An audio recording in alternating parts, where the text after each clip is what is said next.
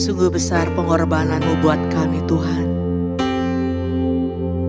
Terlalu besar, terlalu dalam untuk kami mengerti betapa Engkau mengasihi kami. Terima kasih Bapa. Engkau luar biasa. Engkau yang terbaik dalam hidup kami. Terima kasih Tuhan.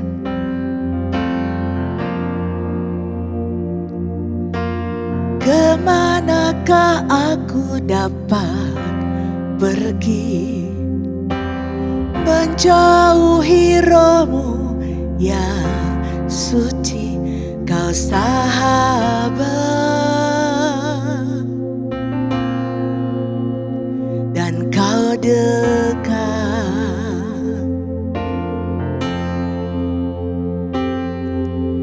Bahkan seluruh pengabdianku tak bisa membalas kesetiaan-Mu, sungguh mulia dan berharga. Sungguh besar pengorbanan-Mu bagiku, terlalu dalam untuk dimengerti. Sungguh besar, sungguh indah yang Kau pikirkan tentangku, tak terselami bagiku. Sungguh indah.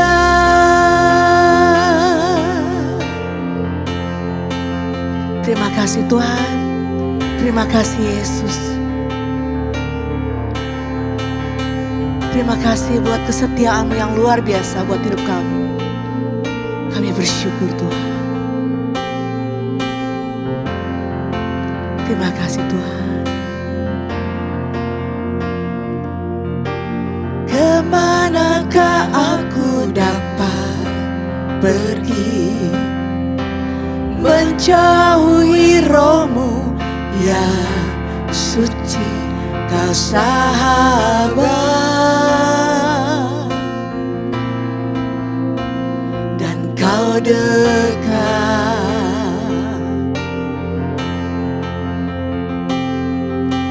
Bahkan seluruh pengabdianku tak bisa membalas kesetiaan-Mu, sungguh mulia dan berharga. Sungguh besar pengorbanan-Mu bagiku, terlalu dalam untuk dimengerti. Sungguh besar, sungguh indah yang Kau pikirkan tentangku, tak terselami bagiku. Sungguh indah,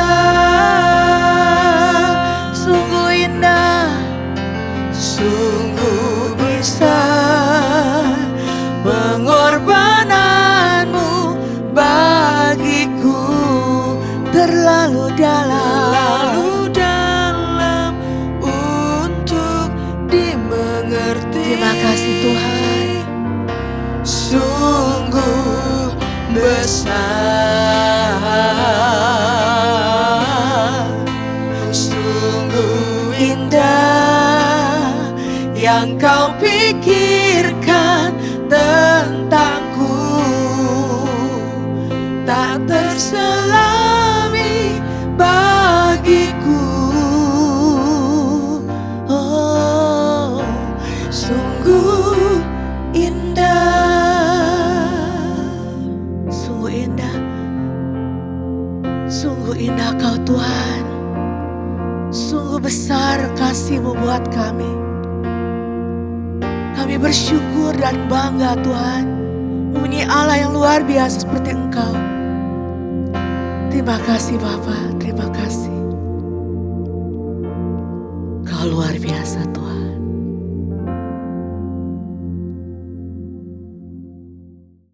Shalom Bapak Ibu sekalian. Hari ini kita akan membahas dari Kejadian 28. Kejadian 28 kita ambil dari ayat yang ke-12 sampai ke-15. Begini firman Tuhan.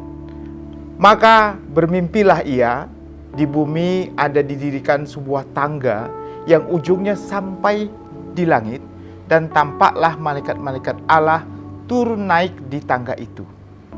Berdirilah Tuhan di sampingnya dan berfirman, Akulah Tuhan, Allah Abraham, nenek moyangmu, Allah Ishak.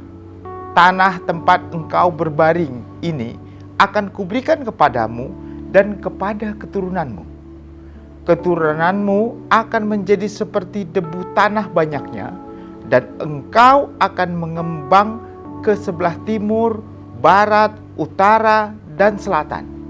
Dan olehmu serta keturunanmu semua kaum di muka bumi ini akan mendapat berkat.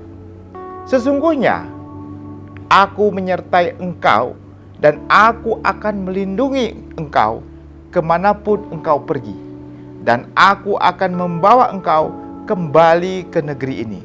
Sebab aku tidak akan meninggalkan engkau, melainkan tetap melakukan apa yang kujanjikan kepadamu.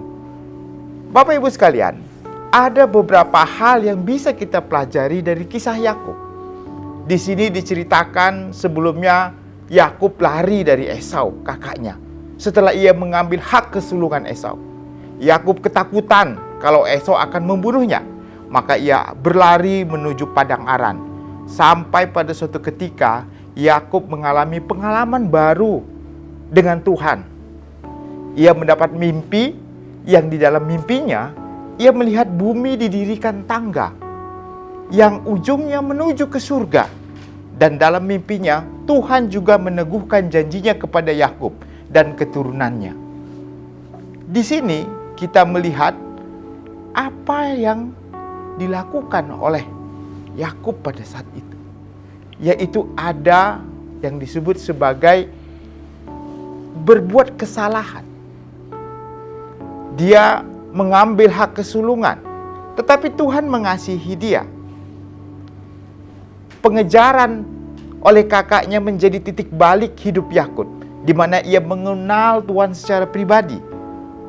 Bukan dari ayahnya, bahkan dari nenek moyangnya Abraham, tetapi dia mengalami kehidupan pribadinya.